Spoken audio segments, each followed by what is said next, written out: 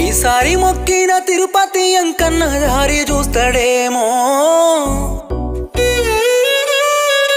దయగల్ల దేవుడు ముల్లోకనాథుడు కంట చూస్తాడేమో. ఈసారి మొక్కిన తిరుపతి అంకన్న దారి చూస్తాడేమో.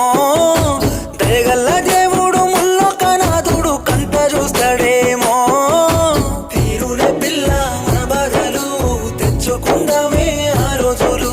చెల్ల చెదురైనా మన బతుకులు చేరదీస్తాడేమో ఆ దేవుడు. నిన్ను కష్టపెట్టకుండా చూసుకుంటానన్న మాట తప్పినానే.